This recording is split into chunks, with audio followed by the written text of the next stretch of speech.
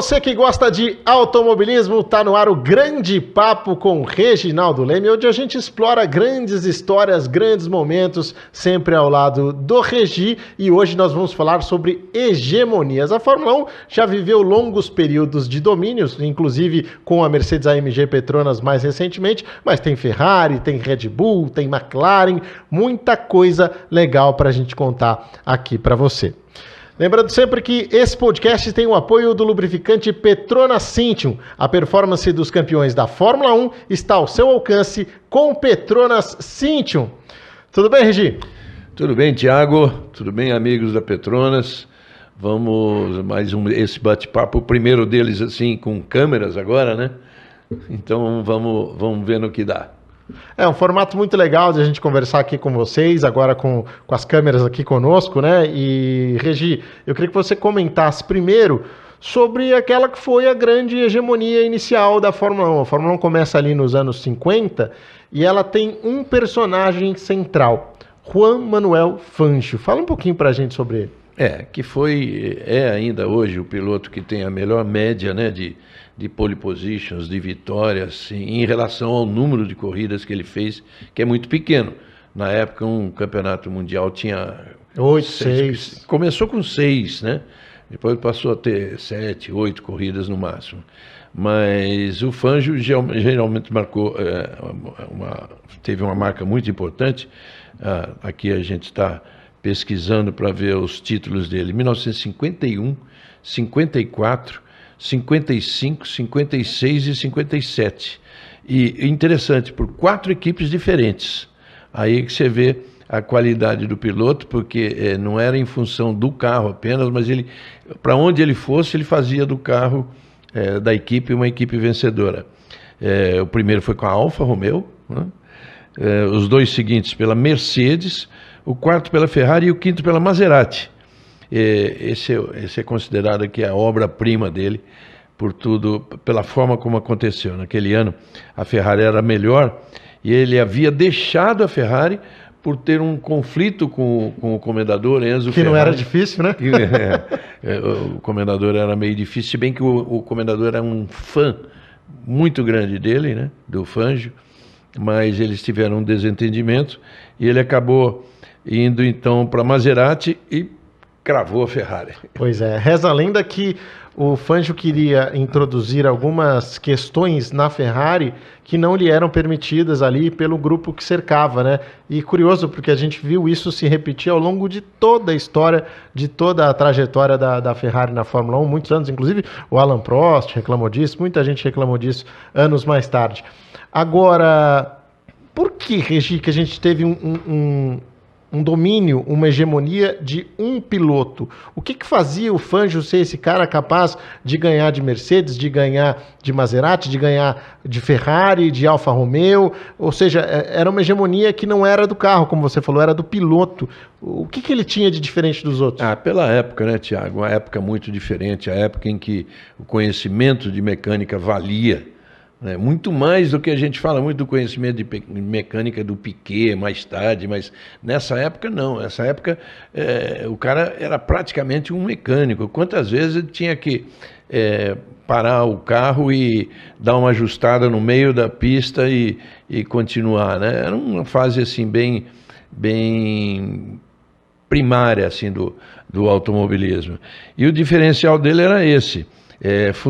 Fundamental para a época. Ele começou a trabalhar numa oficina aos 13 anos de idade. Já a carreira como piloto começou nas famosas carreteiras que cruzavam a América do Sul. Verdade. Né? Inclusive é nisso que se baseia até hoje o relógio Tag Heuer. Ele tem uma linha que é em função dessas corridas que eram assim uma demonstração de bravia muito grande, de bravura muito grande, porque morria muita gente. Sim. Eram estradas normais. O próprio Fangio perdeu parceiros, né, de pilotagem, sim. Companheiros. Então, era bravura mesmo, porque eram coisas de 1.000 quilômetros pela América do Sul e tinham que percorrer estradas que eles não conheciam e aconteciam muitos acidentes. Provas de resistência, né? Por isso que eram longas assim. Ou seja, o Fangio, na verdade, desenvolveu esse conhecimento mecânico e habilidade e, ao mesmo tempo, ser rápido, poupando equipamento, porque era prova de resistência, além de ter que ser rápido e lutar contra os perigos todos da pista, que não era uma pista, né? Que era uma estrada.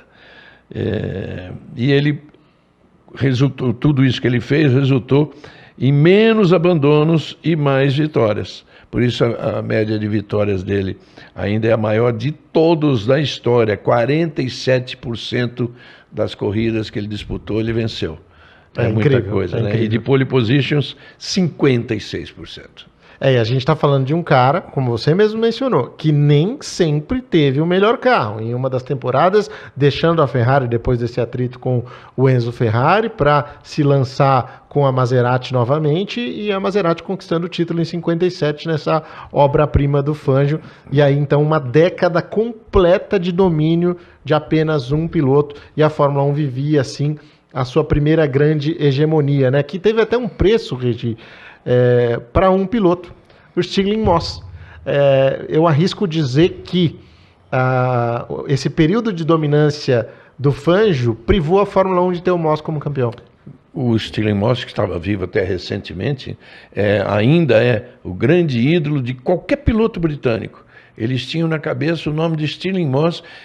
Depois surgiu Jim Clark, que também é outro ídolo deles, mas o Stirling Moss é o máximo. Eu conversei com ele várias vezes, estive com eles, ele ia às corridas, estive com ele.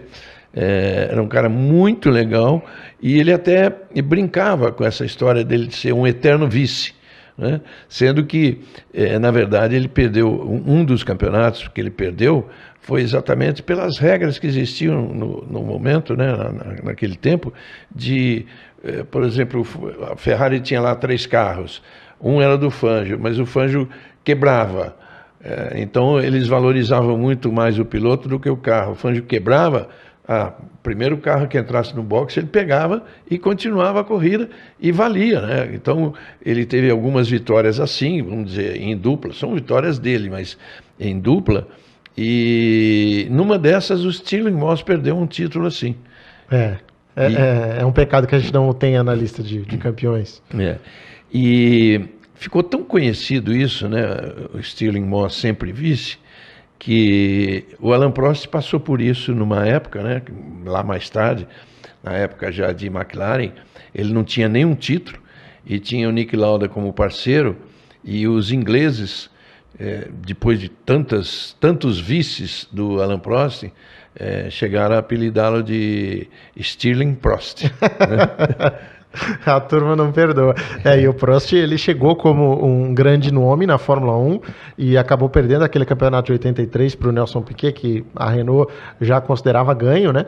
E depois o Prost só foi conquistar o primeiro título em 1985. E aí você já me dá a deixa, Regi, para a segunda parte do nosso papo aqui. A McLaren dos anos 80. Ela passa a ser uma potência, porque a gente falou de Juan Manuel Fangio, um domínio de um piloto de diferentes marcas. Chegava lá e andava bem, não importasse qual carro que estava na mão dele.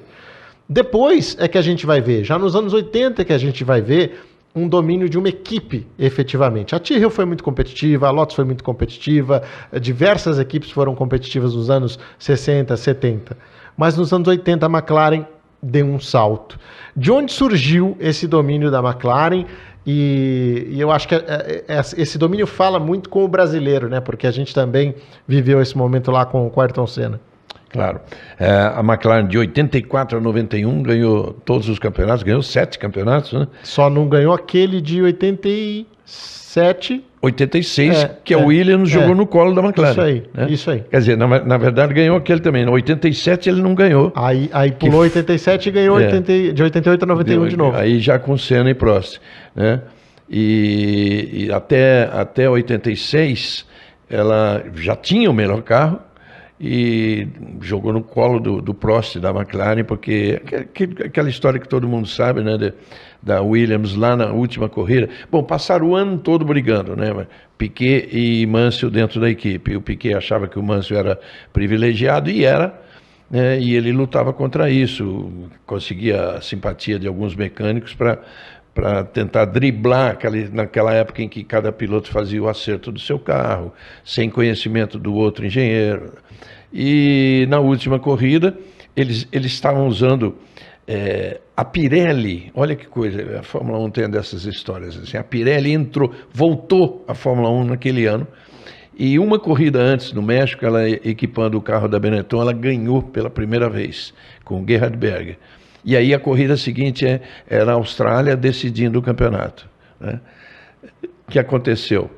A Goodyear, que na época tinha duas fabricantes, né, Goodyear e Pirelli, a Goodyear fez um pneu totalmente novo para a Austrália, assim, para tentar superar a Pirelli de qualquer forma. E era um pneu que ninguém sabia se era muito confiável no sentido de resistência.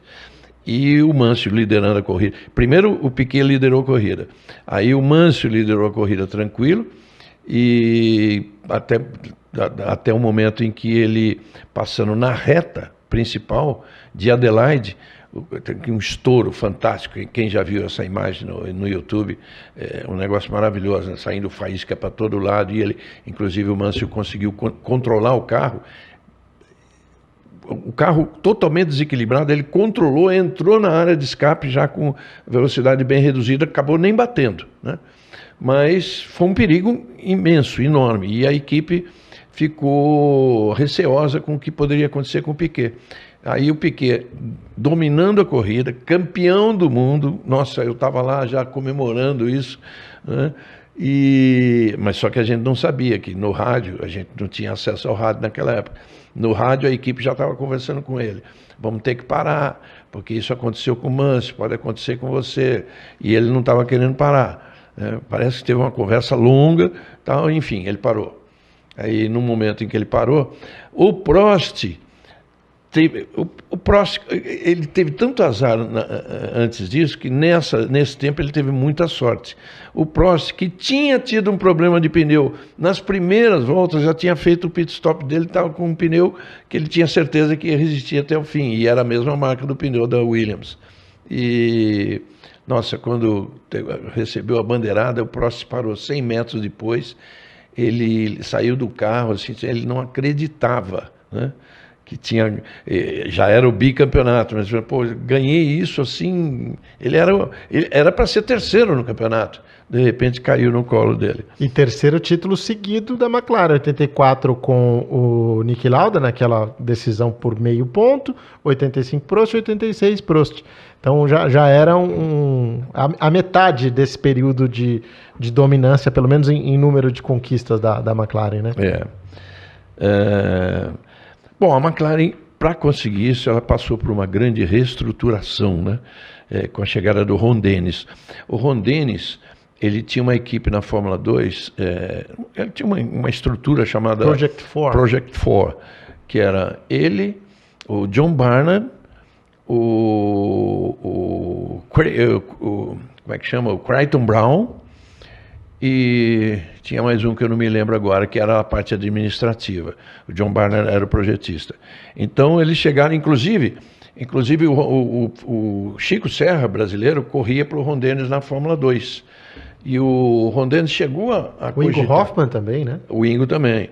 E chegou a cogitar de utilizar, nessa época, então, o Chico, né?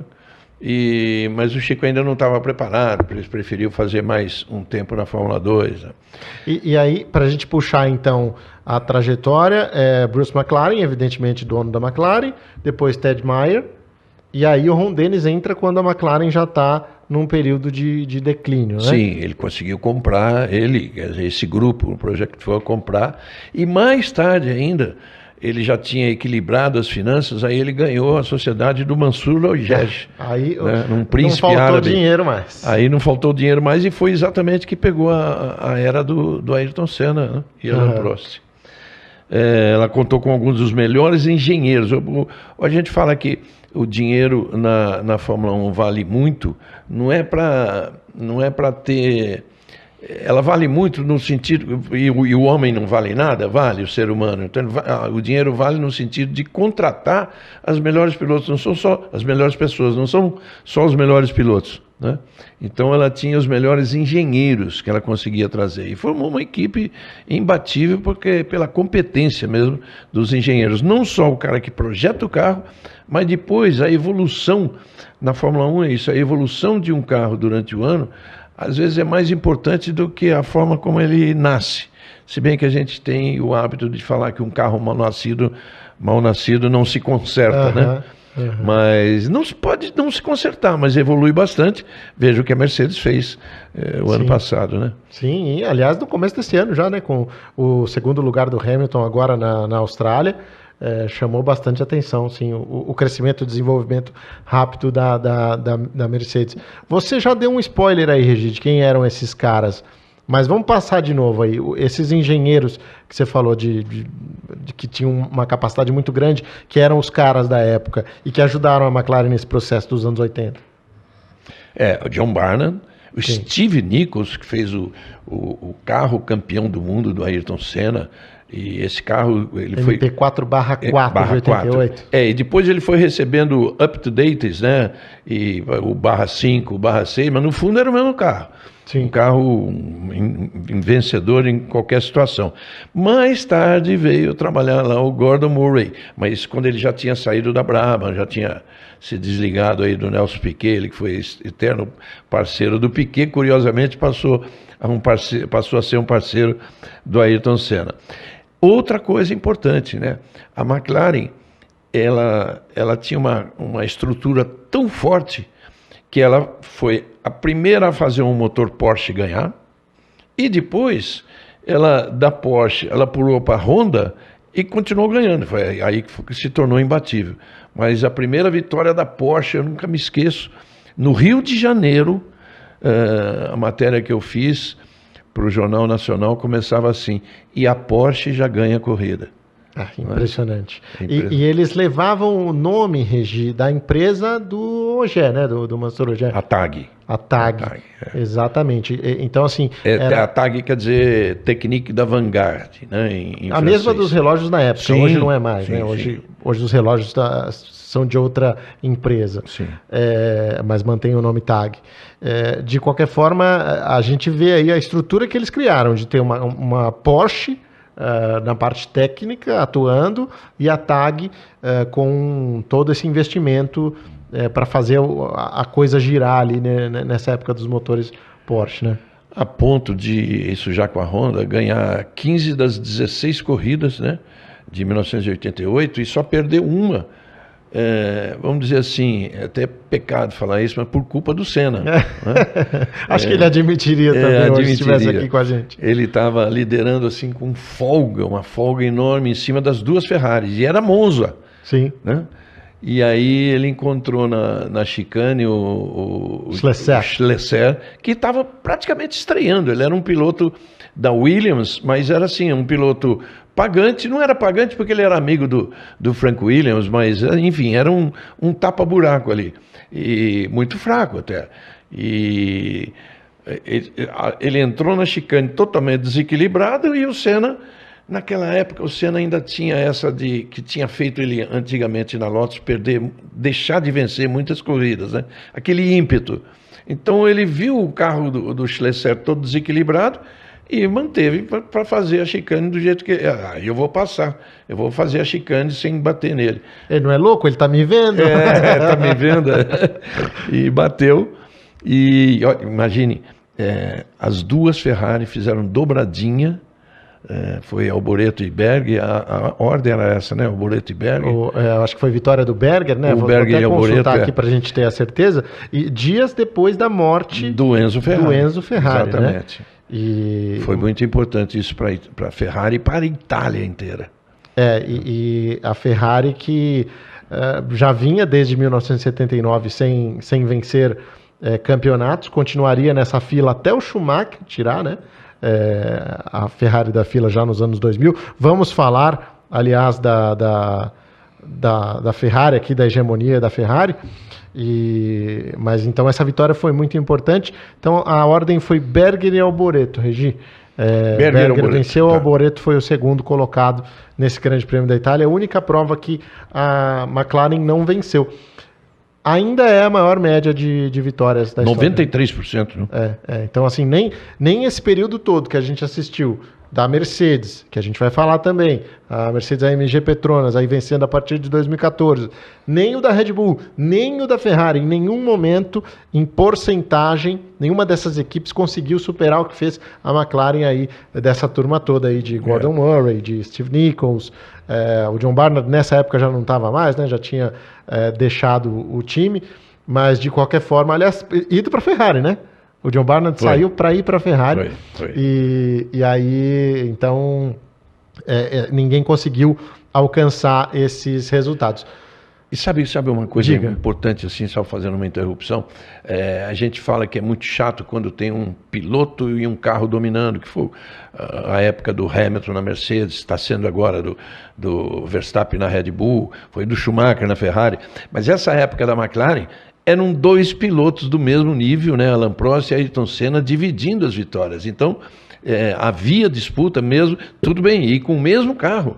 Então, havia disputa. O torcedor não perdeu nada em termos de disputa. Cada corrida era ou um ou outro que vencia, mas tinha dois na briga, né? É verdade, era sensacional a gente ter dois pilotos desse nível brigando ali, cada um com as suas armas, de forma acirrada até o final, né, Regi?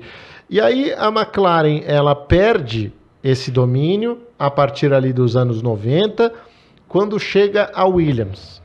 A Williams já havia feito carros dominantes nos anos 80, a gente viu, você mesmo falou, perdeu o campeonato de 86 por bobeira ali, né, por não se definir entre Mansell e Piquet, depois ganhou 87 e nesse intervalo a McLaren conseguiu dominar ali de 88 a 91 novamente. Qual a virada da Williams, Regi? O que acontece aí para a Williams virar a equipe que virou nos anos 90? Tecnologia. Foi a primeira equipe que trouxe para o automóvel, para a Fórmula 1, o controle de tração, né? De novo, eu chamo a atenção de todo mundo que procurar no YouTube controle de tração Williams, você vai ver, tem uma imagem que a gente usou, de novo, falando do Jornal Nacional, que era um negócio assim, cara, isso rodou o mundo, que era uma imagem do carro da Williams parado, sem ninguém dentro, sem nenhum mecânico perto, e no controle remoto, eles fazendo o carro se mexer sozinho ali, como se fosse um robô, uma aranha gigante, sabe? Negócio impressionante aquilo. E qual era o fundamento do controle de tração? Era que o carro era capaz de ler qualquer imperfeição do asfalto, em qualquer momento, uma zebra que fosse mais alta do que a outra, então ele lia tudo. Aí soltava o piloto, o carro praticamente fazia tudo sozinho. Pro Mansell era uma beleza, né? Ainda mais pro estilo dele. Então, olha que gozado, pro Mansell deveria ser uma beleza, exato. Mas ele em determinado momento, o negócio cresceu, se desenvolveu e ele não acompanhou. Sim, né? Sim. Mentalmente ele não acompanhou.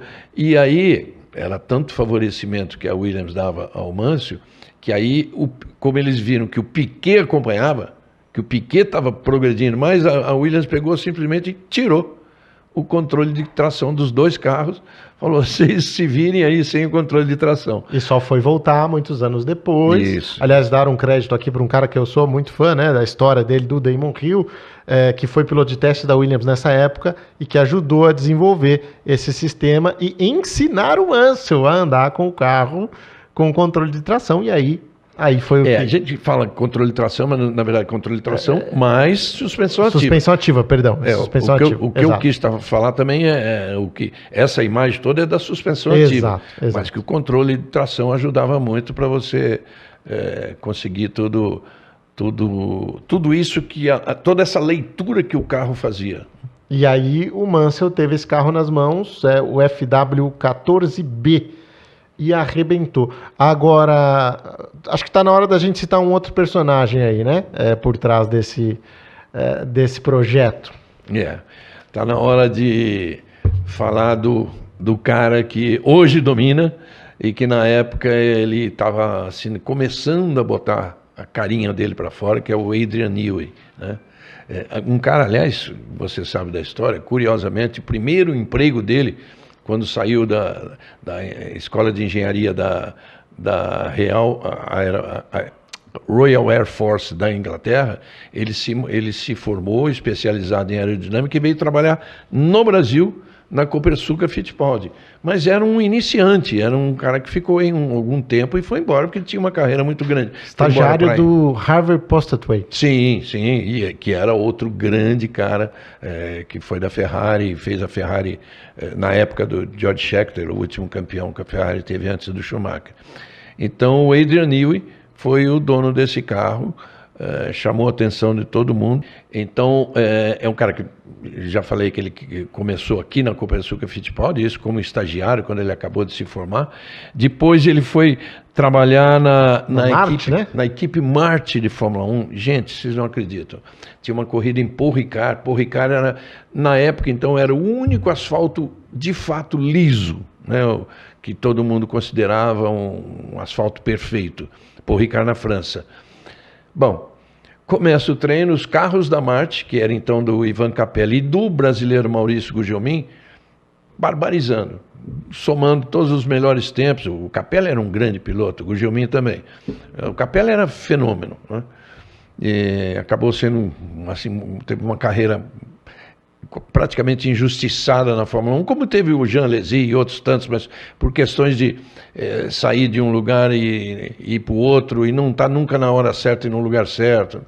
Mas, enfim, surpreendeu todo mundo nos treinos.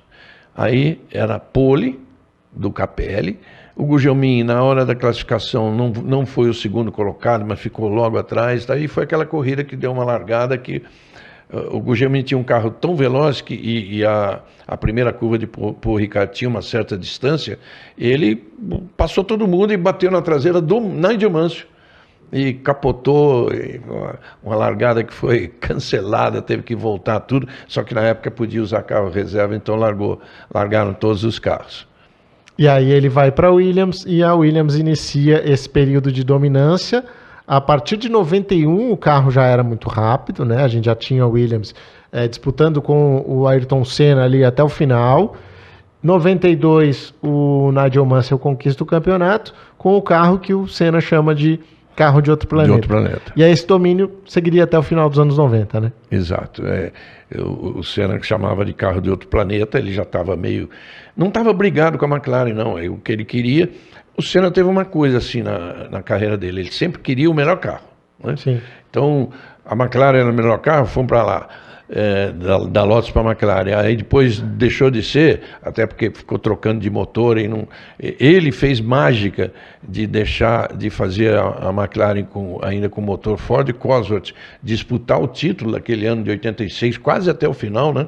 Com dois pilotos da Williams, o Nigel Mansell e o Piquet, e mais o Prost da McLaren. Você vê como ele fazia a Lotus ser uma equipe grande de novo, né, como tinha sido lá atrás, mas faltava alguma coisa. Então ele queria o carro da Williams, que ele chamava de outro planeta, e ele conseguiu convencer o Frank Williams, que gostava muito dele desde lá atrás, quando fez o primeiro teste com ele. Aliás, gostava desde a Fórmula 3, eles tinham uma relação de amizade muito boa. Quando ele fez o primeiro teste que ele fez com o carro de Fórmula 1, que foi muito bem em Donington Park, mas o Frank Williams falou para ele: ó, você está testando, é um prêmio por você ter sido campeão inglês de Fórmula 3, um dia eu quero você, mas agora eu não tenho lugar, né?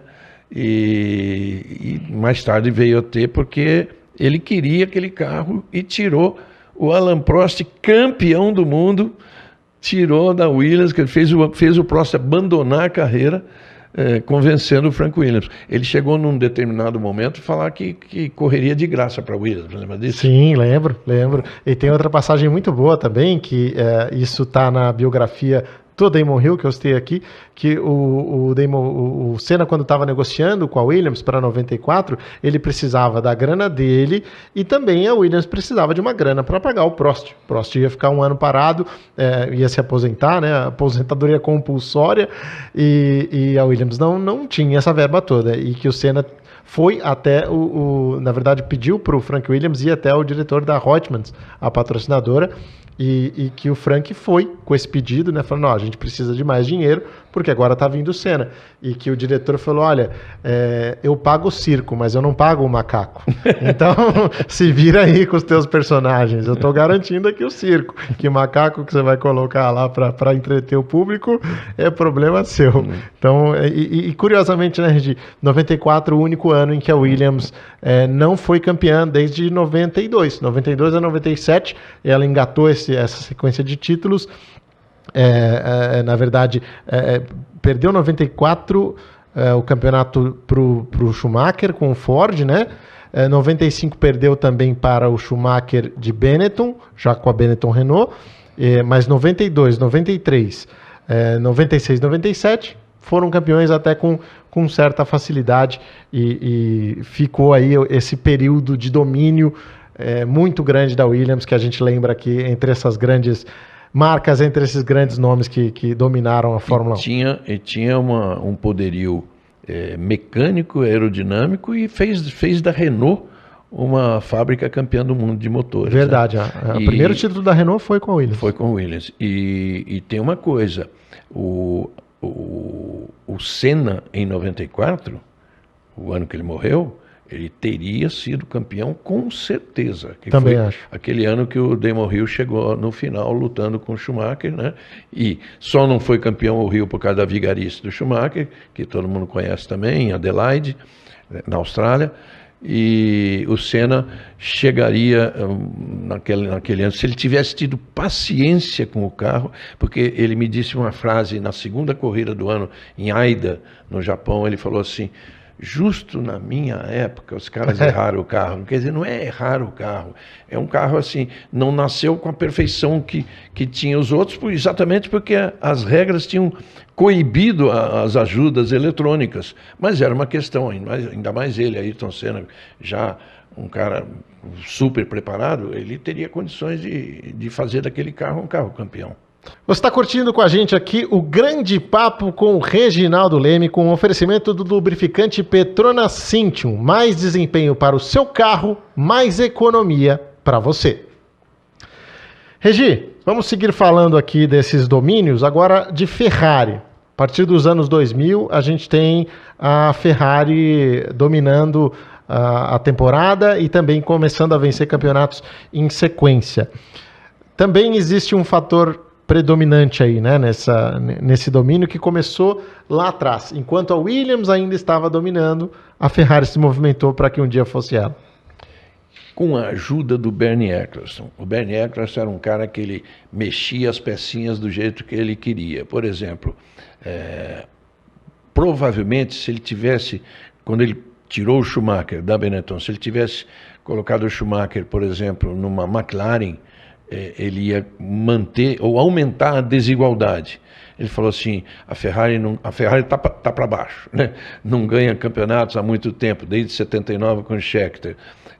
Vou botar essa peça-chave aqui na Ferrari, porque aí eu vou misturar o meio de campo e fazer a coisa aqui. Inclusive, ele conseguiu levar para a Benetton dois pilotos que não se davam muito bem, né? Quando o Alesi foi correr de Benetton, e era o Berger, o outro piloto, eles não se davam, né? Acabaram ficando amigos lá, mas ele juntou, até isso ele conseguia. E aí com o Schumacher na Ferrari, que foi em 1996, e foi um golpe de muita coragem e de muita autoconfiança. E é uma coisa, pessoal, uma coisa assim que eu digo assim, se há uma mácula na carreira do Ayrton Senna, foi essa: não aceitar os convites todos que ele recebeu da Ferrari seguidamente.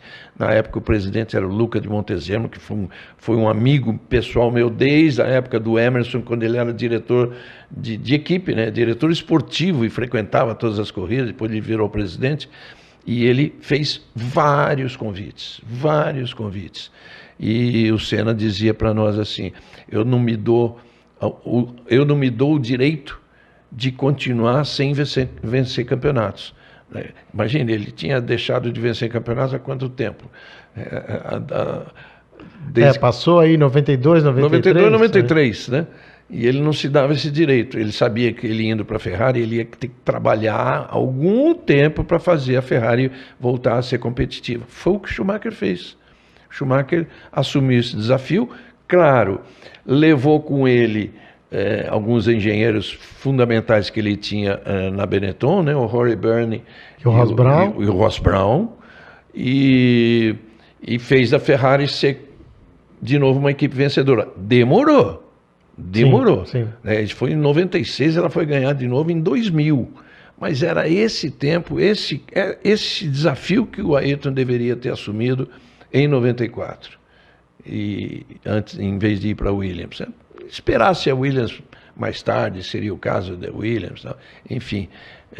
E se ele fosse para a Ferrari e ganhasse um campeonato, ou se tornasse a equipe vencedora antes de ganhar título mesmo, ganhando corridas, como o Schumacher fez, ele se tornaria um rei, como ele sempre foi um deus, né? O italiano chamava ele de Dio, mas ele seria um deus duplicado, onipresente, ali, o cara mais festejado do país todo, que o Schumacher acabou sendo.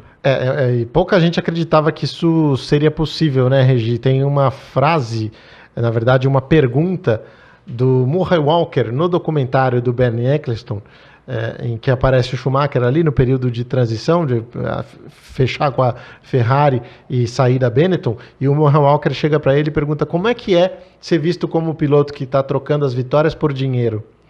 Uma pergunta bem incisiva, mas era o que era apontado na época. O Schumacher está indo para lá para ganhar dinheiro, porque corrida ele não vai ganhar mais.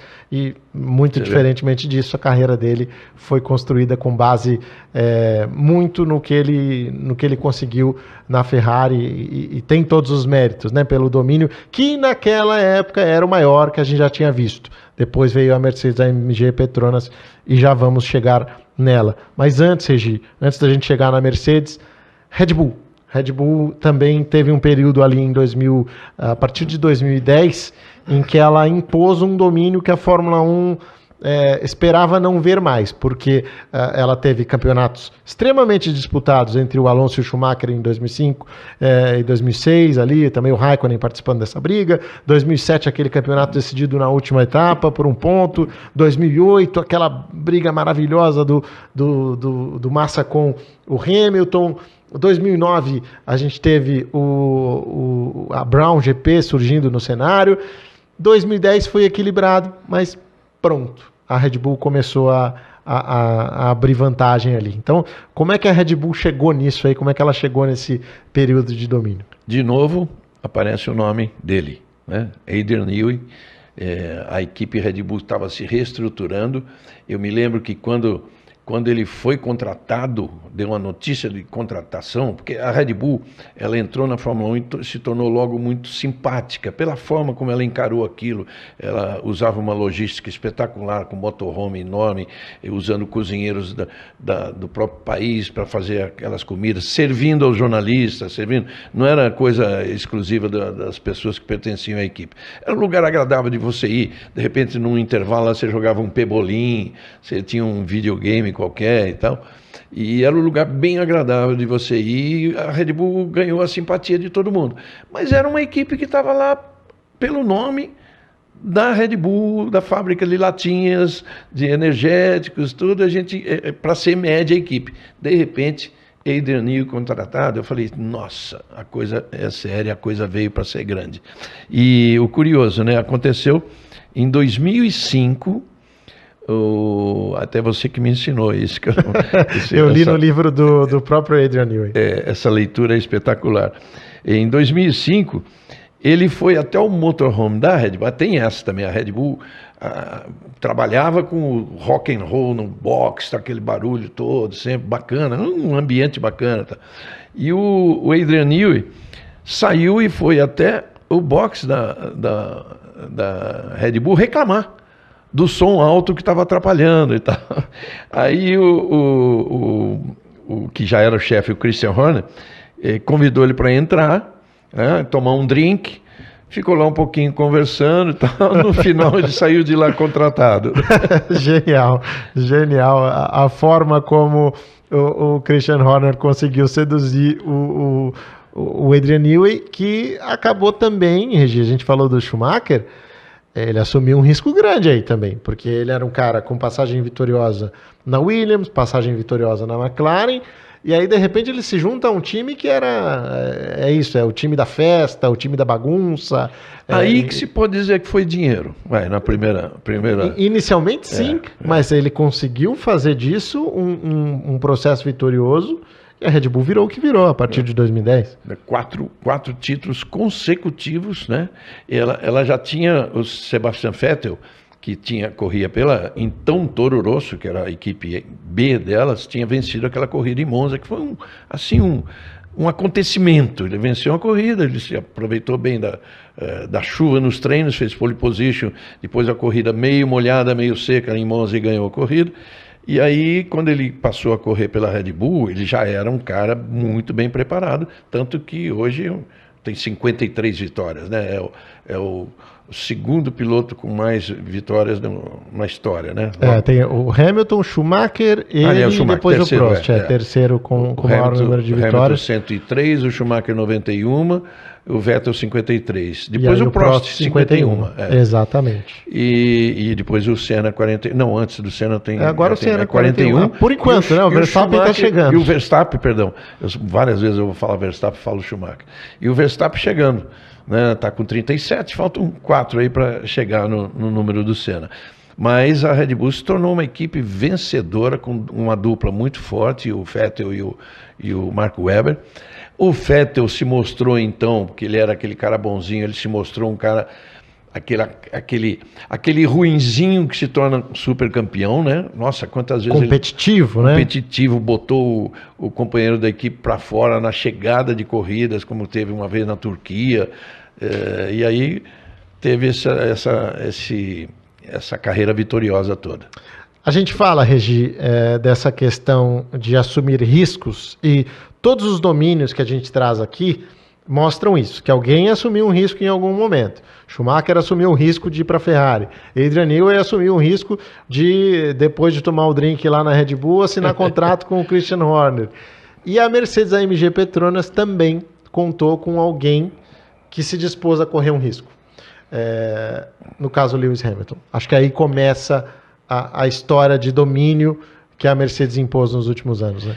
Quando saiu a notícia do Hamilton largando a McLaren, a equipe que o criou, e onde ele tinha ganho já um título, e tudo bem, não estava assim na melhor das fases, mas é uma McLaren, poderia a qualquer momento voltar a ser uma equipe vencedora, né?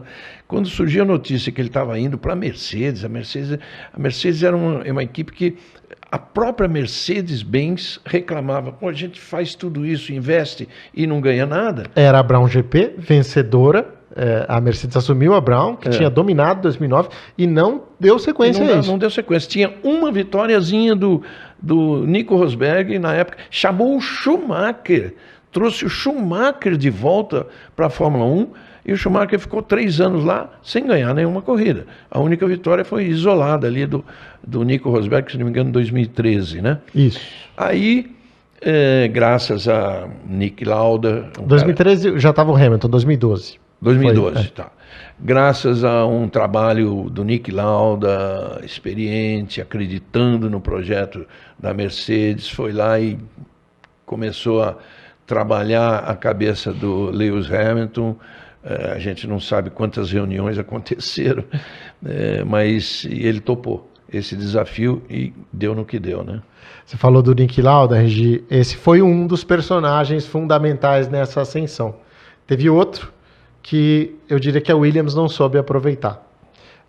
Com a questão ali do Frank Williams, muito centralizador, eu acho que ele acabou tirando um pouco do que o Toto Wolff pretendia dar a Williams. E aí o Toto Wolff fecha um acordo, compra parte da Mercedes, e aí também, né, acho que a coisa muda. Olha, pode ter certeza que essa é uma tese assim, fácil de defender, porque o Frank Williams era incrivelmente assim, centralizador, incrivelmente, e ele se metia em alguns aspectos, por exemplo, da assessoria de imprensa, que não tinha nada a ver com ele e tal, e aquele orgulho de ser uma equipe inglesa, botava no motorhome lá, British Press Welcome, quer dizer, o resto que se lixa, né? E então ele cometia vários erros desse tipo. Certamente, olha que coisa, né? Podia ser a Williams, a grande equipe aí desse tempo todo, podia ter sido. Pois é, por um período o Toto Wolff manteve ações nas duas equipes, né? Manteve ações na Williams e na Mercedes, até que ele passou a se dedicar mais à Mercedes, já que as coisas estavam fluindo melhor lá e tomava muito mais o tempo dele, né? Agora, o quanto pesou, Regi, a capacidade da Mercedes de reagir a um novo regulamento para esse domínio também? Porque, tá vendo, a gente fala de vários fatores, não é um só que levam a um domínio. O quanto isso influenciou? Porque a Mercedes venceu corridas em 2012, venceu com Lewis Hamilton em 2013, mas o domínio viria a partir de 2014, o início da era híbrida. Aí ela trabalhou muito esse motor híbrido desde, sei lá, 3 anos antes do carro ser lançado, do motor ser lançado. Ela foi a primeira a adquirir a tecnologia toda desse motor híbrido, e quando foi lançado, não tinha adversário para ela. As outras correram atrás simplesmente, mas não tinha adversário para ela. Na verdade, os adversários, aí sim, aconteceu de novo aquilo que acontecia lá atrás com Alain Prost e Ayrton Senna. Era uma equipe dominante, mas tinha 2 caras lutando por vitórias. O Nico Rosberg, que era um piloto, lá atrás um piloto médio, ele foi evoluindo a tal ponto e aprendeu muito com o Schumacher, no tempo que eles ficaram, nos 3 anos que eles ficaram juntos lá na Mercedes, que ele passou a ser um rival do Lewis Hamilton.